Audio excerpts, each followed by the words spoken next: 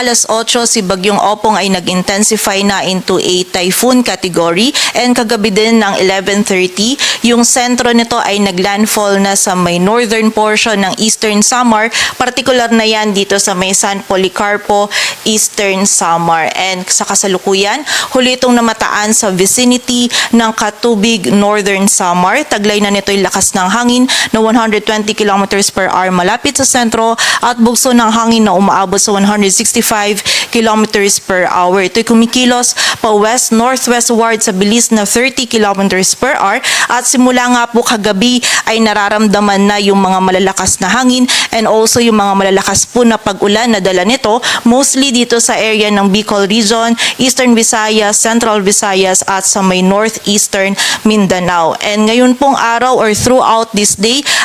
ay mas mararamdaman po natin yung peak ng epekto nito ni Bagyong Opong habang tinatawid po nito itong mainland, particular na dito sa may southern Luzon, Visayas area. So expect po natin ngayong araw na mararanasan pala mas lalo yung mga pinakamalalakas na hangin and also yung mga pag-ulan na dala ni Bagyong Opong, mostly po dito sa buong bahagi ng Visayas, sa may southern Luzon, particular na yan sa Bicol Region, Mimaropa at Calabarzon, maging dito din po sa Metro Manila, sa bahagi pa ng Central Luzon at ilang areas ng Northern Luzon. Kaya naman po sana ay nakapaghanda po yung ating mga kababayan. Manatili po tayong alerto at makipag-ugnayan pa rin tayo sa ating mga LGU para po sa mga aksyon na kailangan nating gawin para sa ating kaligtasan.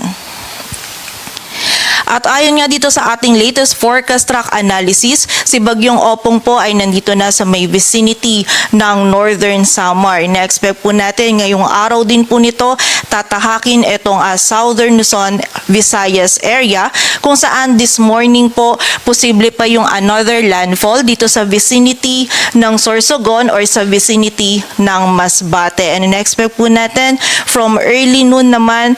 to hanggang gabi, na-expect po natin doon naman ito tatawirin itong northern part ng Mimaropa at yung southern part ng Calabarzon. So sa ngayon po, pinakamalapit po yung sentro nito dito sa may Bicol Region at Eastern Visayas area, and pagsapit po ng tanghali hanggang gabi, pinakamalapit naman po yung sentro nito dito sa may northern part ng Mimaropa or sa Mimaropa, dito din sa may Calabarzon, maging dito po sa Metro Manila at ilang areas pa ng Central Luzon at ilang areas po ng Northern Luzon. So expect po natin dito po mula tanghali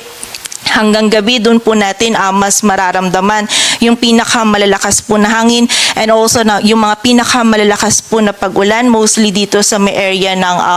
Calabarzon at Mimaropa, maging dito po sa Metro Manila at ilang area pa ng Central Luzon. But we have to consider po, kahit hindi tayo yung mismong dadaanan ng center track or yung hindi tayo yung ganun malapit sa sentro nito ni Bagyong Opong, malawak po yung sakop nito. So generally, may kita po natin dito na yung buong bahagi pa rin po ng Visayas, Calabarzon, Mimaropa, Bicol Region, maging dito po sa Metro Manila, Central Luzon at ilang areas po ng Northern Luzon, ngayong araw po natin mararanasan yung pinakamalalakas na hangin and also yung mga malalakas din po na pag-ulan. Kaya muli po, pag-iingat or doble ingat pa rin para sa ating mga kababayan, and maging alerto po tayo at makipag-ugnayan sa ating mga LGU para po dun sa mga aksyon na kailangan natin gawin para po sa ating kaligtasan.